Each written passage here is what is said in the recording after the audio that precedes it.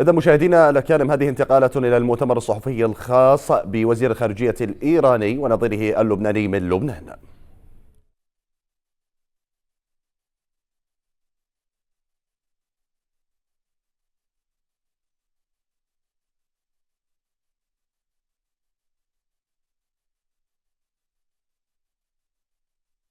شأن الأحداث والتطورات الأخيرة في لبنان. در این ملاقات ها من تاکید کردم که ایران در کنار لبنان است. وخلال هذين اللقاءين أكدت على وقوف الجمهورية الإسلامية الإيرانية إلى جانب لبنان و در کنار لبنان خواهد ماند. وستبقى إلى جانب لبنان. ایران در کنار مقاومت است. إن إيران تقف بجانب المقاومة و در کنار مقاومت خواهد ماند. وستبقى بجانب المقاومة. و مطمئن هستیم که جنایات رژیم صهیونیستی همچون گذشته شکست خواهد خورد و ملت لبنان پیروز خواهد بود.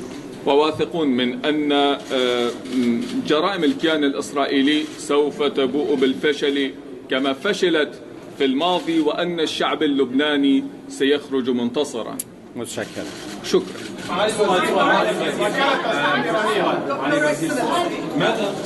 ماذا تقول للبنانيين الذين يقولون ان ايران باعت حزب الله؟ والسؤال الثاني، هل في حال تصعيد بين ايران واسرائيل هل ممكن ايران ان تقصف القواعد العسكريه الامريكيه في المنطقه؟ شكرا. توضیح شما برای لبنانی هایی که میگن ایران حزب الله رو فروخت چه هست و اینکه فکر میکنید که مسئله بین ایران و اسرائیل به کجا خواهد رسید؟ آیا ایران پایگاه‌های آمریکا رو در این تحولات بمباران خواهد کرد؟ حضور من در بیروت در این شرایط دشوار و در حالی که هر شب و هر لحظه رژیم صهیونیستی بیروت رو بمباران میکنه خود بهترین نشانه است که جمهوری اسلامی ایران همچنان محکم و استوار پشت سر حزب الله خواهد بود و به حمایت از شیعیان لبنان و مردم لبنان ادامه خواهد داد. وجودي اليوم في بيروت في ظل هذه الظروف الصعبة حيث تقصف بيروت في كل لحظة خير دليل على أن الجمهورية الإسلامية الإيرانية تقف وكما كانت دائما إلى جانب حزب الله وبكامل ثقلها، وأنها تدعم الشيعة في لبنان بل وكامل الشعب اللبناني. در مورد حملاتی که ایران به رژیم صهیونیستی صورت داد و موشک‌هایی که مورد حمله قرار داده شد علیه اسرائیل، من چند تا نکته را عرض می‌کنم. وأما فيما يتعلق بالهجوم الإيراني على الكيان الإسرائيلي والصواريخ الإيرانية التي ضربت هذا الكيان، أود أن أشير إلى بعض النقاط. این حمله دقیقاً دفاع از خود بود، دفاع مشروع بر اساس اصول منشور ملل متحد. هذا الهجوم كان دفاعا مشروعا عن النفس بناء على مبادئ ميثاق الأمم المتحدة. ما شروع کننده حمله نبودیم، بلکه به تهاجم اسرائیل به خاک ایران، به سفارت ایران در دمشق و به حمله علیه اهداف ایران پاسخ دادیم. إننا لم نبدأ الهجوم، بل ما فعلناه كان ردا على استهداف الأراضي الإيرانية والسفارة الإيرانية في دمشق وأهداف ومصالح إيرانية.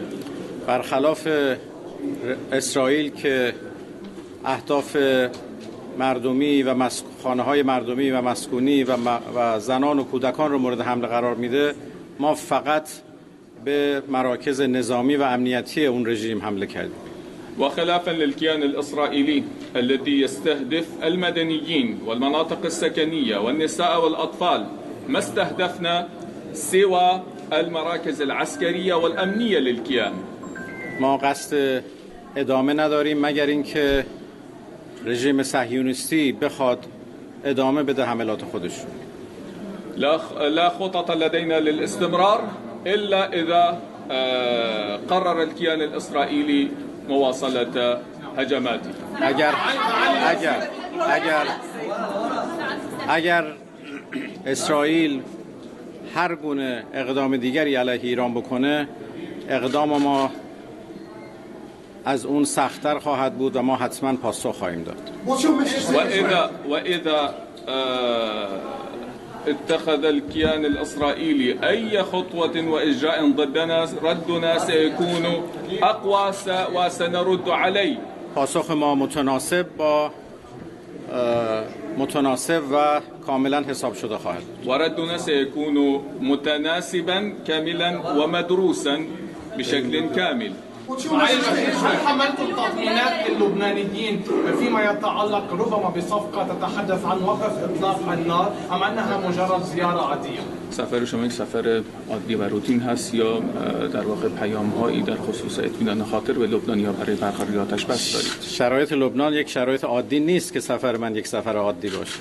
ظروف لبنان حاليا ليست ظروف عادية لتكون زيارتي هذه زيارة عادية وروتينية. در مورد آتش بس من با مسئولین لبنانی صحبت کردم. فيما يتعلق بوقف إطلاق النار تحدثت مع المسؤولين اللبنانيين و با دیگر کشورها هم ما در تماس هستیم برای اینکه یک آتش بس برقرار بشه. ومشاوراتنا مستمرة مع باقي الدول من أجل إرساء وقف إطلاق النار. ما از تلاش‌هایی که برای آتش بس صورت میگیره حمایت میکنیم. إننا ندعم المساعي الرامية إلى وقف إطلاق النار به شرط اینکه اولا حقوق مردم لبنان رعایت شده باشه. بشرط اولا مراعاة حقوق الشعب اللبناني و مورد پذیرش مقاومت باشه وأن تكون مقبولة من قبل